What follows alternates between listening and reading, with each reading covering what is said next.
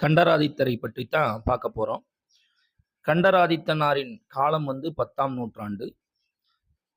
கண்டராதித்தனாரின் தந்தை முதல் பராந்தகச் சோழன். கண்டராதித்தனாரின் தந்தை முதல் பராந்தகச் சோழன். கண்டராதித்தார் 10 பாடல்கள என்ன செஞ்சிருக்காரு? பாடியிருக்காரு. இந்த 10 பாடல்களுமே எவற்றினுடைய புகழை பாடுகின்றன என்று பார்த்தால், தில்லையினுடைய புகழை பாடுகின்றன. கண்டராதித்தரை பற்றி ஒரு கல்வெட்டு என்னன்னு சொல்லுதுன்னா, சிவஞான கண்டராதித்தார் அப்படின்னு ஒரு கல்வெட்டு கண்டராதித்தரை பற்றி கூறுகிறது. இதுல கண்டராதித்தரினுடைய மனைவி செம்பியன் மாதேவியார் சிவத்தொண்டுல பெரிதும் ஈடுபட்ட காரணத்தினால ஒரு சிறப்பு பெயரை என்ன செய்றாங்க? பெறுறாங்க. அந்த பேருக்கு பேரு மாதேவடிகள் அப்படின்னு சொல்லக்கூடியது. கண்டராதித்தரை இன்னொரு கல்வெட்டு என்ன சொல்லுது அப்படின்னு கேட்டா, மேற்கெழுந்தருளிய தேவர் என்று கூறுகிறது.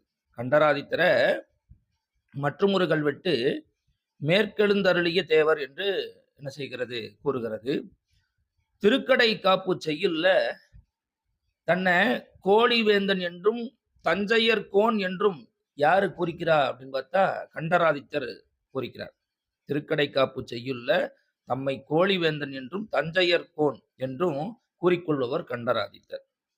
தென்னார்காடு மாவட்டத்துல உலகபுரத்துல கண்டராதித்த பேரேரி என்னும் ஏரி ஒன்றை தோற்றுவித்தவர் தான் கண்டராதித்தர். தென்னார்காடு மாவட்டம் உலகபுரத்துல கண்டராதித்தர் பேரேரி அப்படின்னு சொல்லக்கூடிய ஒரு ஏரி ஒன்றை தோற்றுவித்தவர் கண்டராதித்தர். விஷ்ணுவுக்கு கண்டராதித்த விண்ணகரம் என்ற கோயிலை கண்டராதித்தர் கட்டியிருக்கார். விஷ்ணுவுக்கு கண்டராதித்த விண்ணகரம்னு சொல்லப்படக்கூடிய ஒரு கோயிலையும் கட்டியிருக்காரு.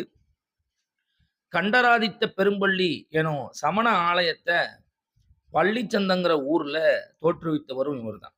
கண்டராதித்த பெரும்பள்ளி அப்படின்னு சொல்லப்படக்கூடிய சமண ஆலயத்தை பள்ளிச்சந்தங்கிற ஊர்ல தோற்றுவித்தவரும் இவர் தான். 9வது திருமுறையான திருவிசைப்பாவை பாடிய 9 ஆசிரியர்கள்ல கண்டராதித்த சோழத்தேவரும் ஒருவர் அப்படிங்கிறது முக்கியமான பாயிண்ட்.